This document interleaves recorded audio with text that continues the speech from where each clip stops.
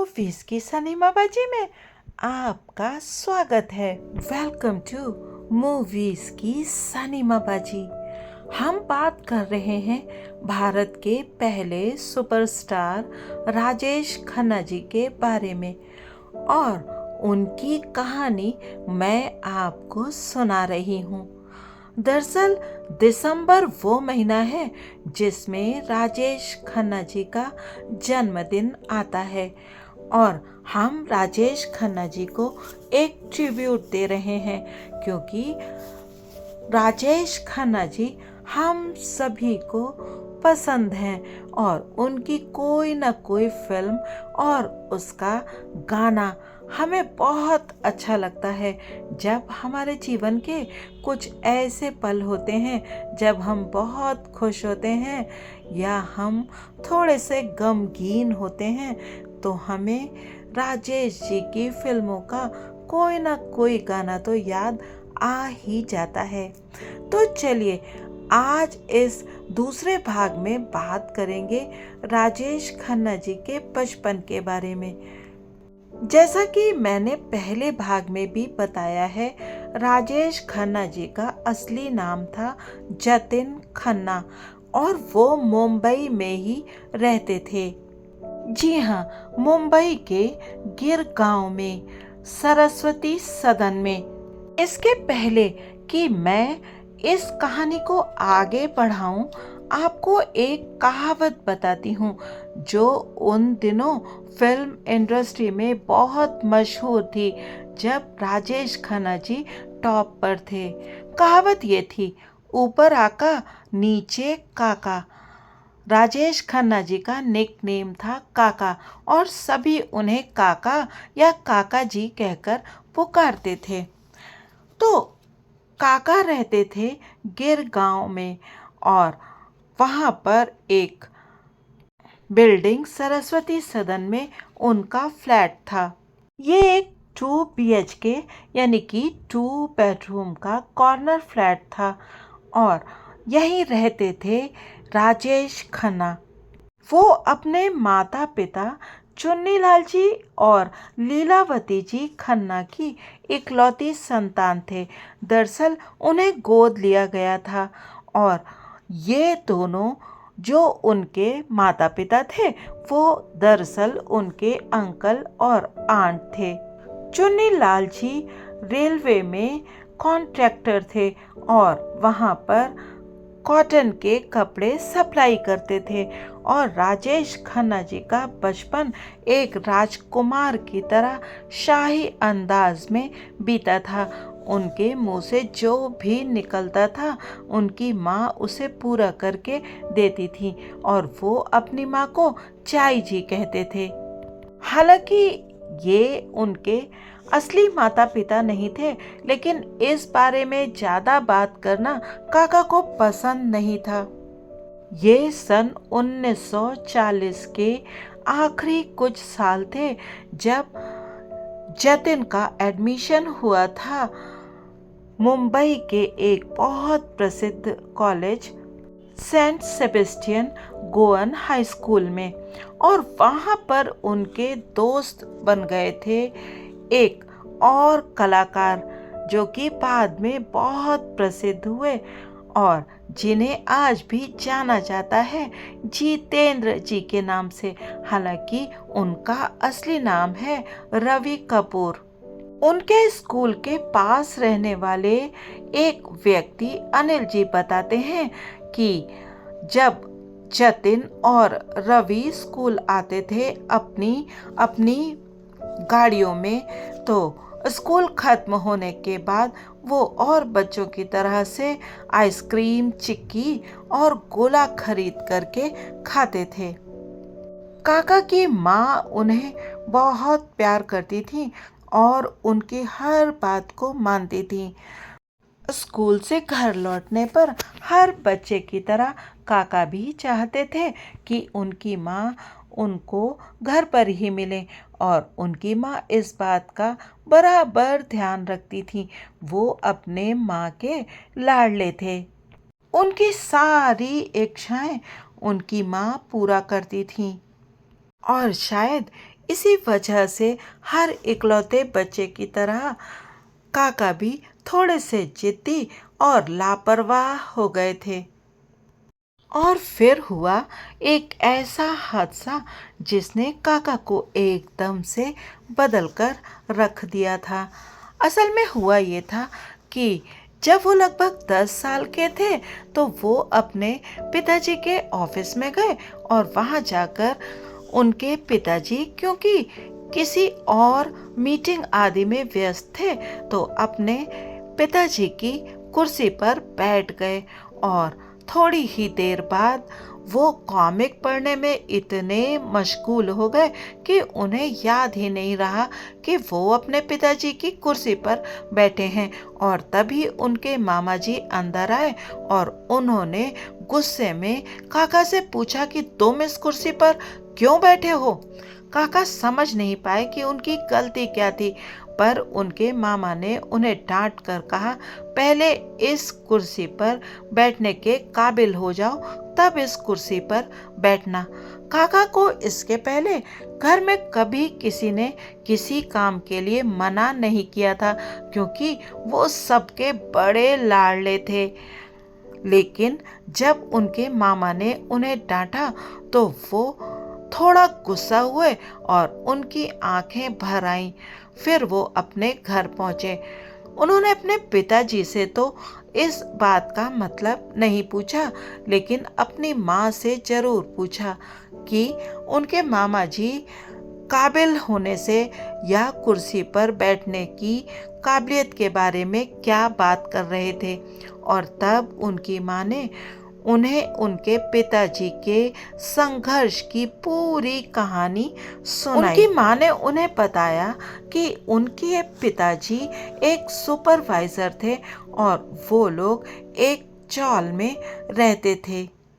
फिर उन्होंने रेलवे में कॉन्ट्रैक्ट लिया और धीरे से अपना खुद का बिजनेस शुरू किया। उन्होंने बहुत मेहनत की, तब वो आज इस स्थिति में पहुंच पाए हैं और इसी वजह से वो उस कुर्सी पर बैठने की योग्यता रखते हैं।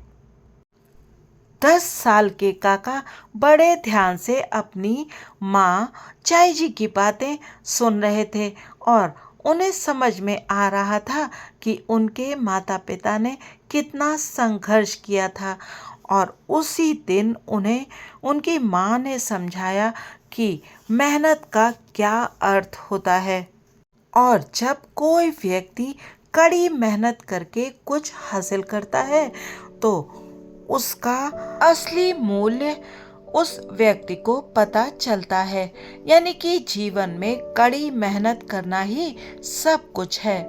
और ये काका के जीवन का बहुत महत्वपूर्ण लेसन था। उनके कुछ करीबी दोस्तों ने बताया था कि काका इस घटना को कभी नहीं भूले और इसके बाद काका किसी दूसरे व्यक्ति की कुर्सी पर कभी नहीं बैठे, क्योंकि उन्होंने ये सबक सीख लिया था कि जब कोई व्यक्ति बहुत मेहनत करके कोई चीज़ प्राप्त करता है तो उसका आनंद एकदम अलग होता है और उस कुर्सी को वही व्यक्ति डिजर्व कर सकता है और उसे क्लेम कर सकता है। और काका बड़े हो रहे थे, एक अच्छे दिखने वाले टीनेजर के रूप में, और तभी उन्हें उनका पहला क्रश हुआ था। ये शायद 1950 के शुरुआत की बात थी। वो अपने पहले प्रेम के बारे में बात करते हुए बताते हैं कि मैं उस समय शायद 11 या 12 साल का रहा हूँगा और वो लड़की लगभग 16-17 साल की थी। काका ने ये भी बताया कि उन्होंने पहली बार उस लड़की से कैसे बातचीत की थी। वो बताते हैं कि ये एक बहुत खूबसूरत दिन था। वो साइकिल चला रहे थे अपनी बिल्डिंग के कंपाउंड में। उनकी साइकिल बिल्कुल नई थी और मार्केट का सबसे बढ़िया मॉडल थी। काका अपनी नई साइकिल पर कंपाउंड के चक्कर पर चक्कर लगा रहे थे और बहुत खुश भी थे। और तभी अचानक उन्होंने अपना बैलेंस खो दिया और वो गिर पड़े। ये सब इतनी जल्दी हुआ था कि वो समझ ही नहीं पाए और उनके घुटने छिल गए थे जिसमें से खून निकल रहा था।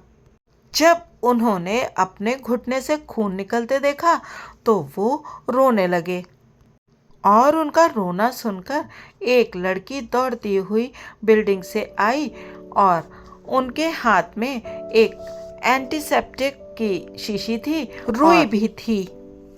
ये वही लड़की थी जिसे काका पसंद करते थे। काका ने तुरंत रोना बंद कर दिया। आखिरकार वो एक लड़की के सामने कैसे रो सकते थे। और काका कहते हैं कि शायद यही वो क्षण था जब मैं उसके प्यार में पड़ गया।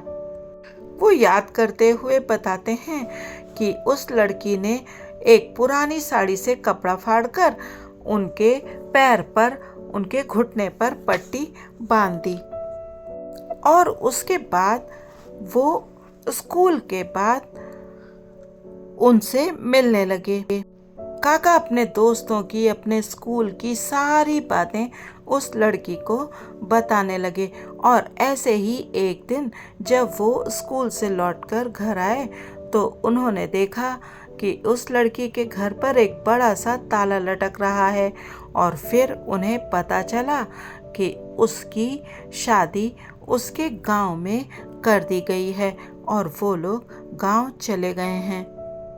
उन्होंने कहा था कि उस लड़की का मेरे ऊपर इतना प्रभाव था कि मैं उसको कभी भूल नहीं पाया और शायद जब आगे भी वो कभी प्यार में पड़े तो उस प्यार को खोने का डर हमेशा उनके मन में रहता था। उस लड़की के अचानक उनके जीवन से चले जाने के बाद काका अकेले ही रहने लगे। वो अपने मन की बातें किसी के साथ शेयर नहीं कर पा रहे थे। जब कभी उन्हें उसकी याद आती थी तो वो अपनी बिल्डिंग के टेरेस पर चले जाते थे और बॉम्बे की स्काई लाइन को देखा करते थे। काका को आसमान में उड़ते हुए हवाई जहाज देखना बहुत अच्छा लगता था। वो आसमान में उड़ते जहाज़ों को देखा करते थे जब तक कि वो उनकी नज़रों से ओझल नहीं हो जाते थे। और मुझे लगता है कि शायद हम सब एक उम्र में हवाई जहाज़ों को देखा करते थे अपने बचपन में और ये चाहते थे कि काश हम भी उतना ऊंचा उड़ पाएं। और यही वो समय था जब उन्हें थिएटर के प्रति प्यार उत्पन्न हुआ। वो अपनी माँ के साथ एक बार एक नाटक देखने गए थे और बहुत ज़्यादा प्रभावित हो गए थे। जो एक्टर्स एक्टिंग कर रहे थे उसको देखकर। उस नाटक को देखने के बाद उनके ऊपर ऐसा प्रभाव पड़ा कि वो अगले ही दिन अपने सारे दोस्तों को बुलाकर अपने बिल्डिंग की छत पर गए और सबको एक एक रोल दे दिया और उसी प्ले की नकल करने लगे और बच्चों को इस सब में मजा आने लगा। उनकी बिल्डिंग की छत ही वो पहली स्टेज थी जहां पर राजेश खन्ना जी ने पहली बार अभिनय किया था। जो कैरेक्टर राजेश खन्ना जी को निभाना सबसे ज़्यादा पसंद था वो था एक जिप्सी, यानी कि एक घुमंतू का, घुमक्कड़ का चरित्र। उन्होंने बताया था मेरा फेवरेट रोल था जिप्सी का और मैं तरह तरह के रंग बिरंगे कॉस्ट्यूम्स पहनना चाहता था और अपने चेहरे को पेंट करना चाहता था और लंबे लंबे डायलॉग्स बोलना चाहता था। मगर मुझे सबसे ज़्यादा पसंद था प्लेस को देखना। मैं थिएटर जाने का कोई मौका नहीं छोड़ता था। और फिर जैसे जैसे मैं बड़ा होता गया, थिएटर का शौक बदल गया फिल्मों के शौक में। उन्हें बहुत अच्छा लगता था जब एक्टर्स को उनके काम के लिए तारीफें मिलती थीं। 1950 का वो दशक खत्म हो रहा था। बॉम्बे यानी मुंबई बदल रहा था और जतिन के अंदर भी बदलाव हो रहे थे। उनकी इच्छाएं, आकांक्षाएं बदल रही थीं। 1958 के अंत तक वो 16 साल के हो गए थे। आगे की पढ़ाई के लिए उनके पिताजी ने उन्हें पुणे भेज दिया। पुणे का फर्गुसन कॉलेज बहुत फेमस था और आज भी है। जतिन वहीं पढ़ना चाहते थे, लेकिन जब तक वो फर्गुसन कॉलेज पहुंचे तब तक वहां पर एडमिशन्स बंद हो गए थे। इसलिए उन्हें वाडिया कॉलेज में एडमिशन लेना पड़ा, जो कि पुणे के कैंप एरिया में है। और उन्होंने जब बीए के लिए फॉर्म भरा तो उन्होंने उसमें अपना नाम लिखा, जतिंदर चुन्नीलाल खन्ना। पुणे में रहने के शुरुआती दिनों में जतिन अपने फैमिली फ्रेंड रमेश भाटेलकर जी के घर में रहते थे। वो लोग गिरगांव में इन लोगों के पड़ोसी थे। बाद में जतिन जिम खाना के पास आपटे रोड में शिफ्ट हो गए। भाटेलकर परिवार के रमेश भाटेलकर जी ने एक इंटरव्यू जो कि टाइम्स ऑफ इंडिया ने 2012 में लिया था, उसमें कहा था कि जतिन हमेशा एक बेहद खूबसूरत दिखने वाले लड़के थे। जब वो छोटे ही थे तब भी वो एक्टर बनना चाहते थे। हम बॉम्बे के गिरगांव में एक साथ खेलते थे और वो हमेशा एक्टर ही बनना चाहते थे। एक बार उन्होंने मुझे अपना एक फोटो दिखाया था और बड़े ही प्राउड से बताया था कि वो फोटोग्राफ उन्होंने राज कपूर जी को भेजा है उनसे फिल्मों में रोल मांगने के लिए। वो पुणे में 2 साल रहे और उसके बाद सन 1961 में वो फिर बॉम्बे आ गए, जहां उन्होंने बीए के 3rd ईयर में एडमिशन लिया केसी कॉलेज में। मुंबई आकर जतिन फिर से एक मुक्त पंछी जैसे हो गए। वो दिन तो कॉलेज में गुजारते थे और थिएटर्स जाते थे, लेकिन अक्सर शाम को वो समुद्र के किनारे चले जाते थे।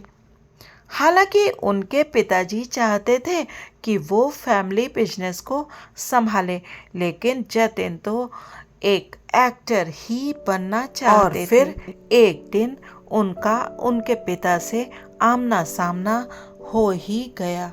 सुबह सुबह जब वो कॉलेज जाने के लिए तैयार हो रहे थे तो उनके पिताजी ने उनको रोककर पूछा, बाहर जा रहे हो? उनका उत्तर था जी। उनके पिताजी ने उनसे आगे कहा कि तुम अपनी छुट्टियों तो बहुत मस्ती से गुजारते हो और उनके बारे में प्लान कर लेते हो, तुम अपने जीवन के बारे में रूपरेखा प्लान्स कब बनाओगे? मैं आशा करता हूँ कि तुम किसी दिन काम करना शुरू कर दोगे। क्यों? अपने पिताजी के सामने सहमति में सिर हिलाकर जतिन वहां से चले गए। और फिर वो सोचने लगे कि उन्हें कुछ तो करना ही होगा, कुछ करना ही पड़ेगा, लेकिन क्या? वो क्या बनना चाहते हैं? वो क्या करना चाहते हैं? शायद ये सही समय है कि वो इन सारे सवालों के जवाब ढूंढें और खुद से पूछें कि उन्हें जीवन में आगे क्या करना है। तो चलिए आज जतिन खन्ना जी को यही छोड़ देते हैं, ये सोचने के लिए कि उन्हें जीवन में क्या करना है और क्या बनना है।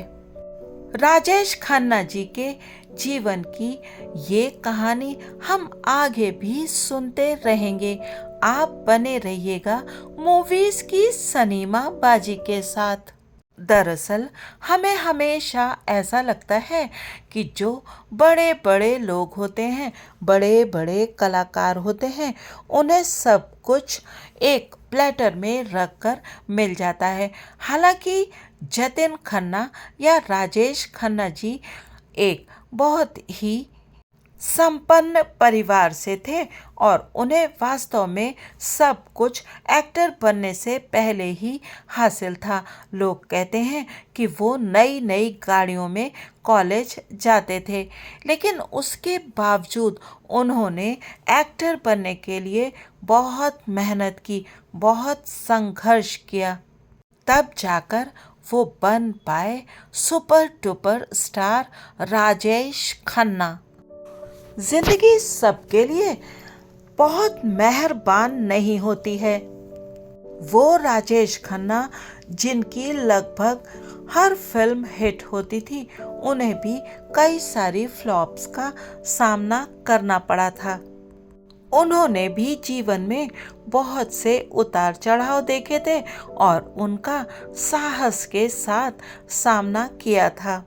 हालांकि लोग उनके बारे में बहुत तरह की बातें करते हैं और कुछ लोग उन्हें घमंडी और अहंकारी भी बताते हैं, लेकिन शायद अहंकार और आत्मसम्मान में अंतर होता है और जो व्यक्ति अपनी मेहनत से आगे आया होता है उसे अपनी सफलता पर गर्व भी होता है, लेकिन लोग इस सब को समझ नहीं पाते हैं।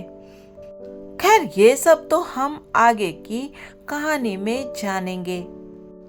हालांकि राजेश खन्ना जी के जीवन की सारी कहानी लगभग सभी को पता है, लेकिन इस कहानी में जो मैं आपको सुनाने जा रही हूँ उसमें बहुत सी बातें ऐसी होंगी जो शायद आप नहीं जानते होंगे।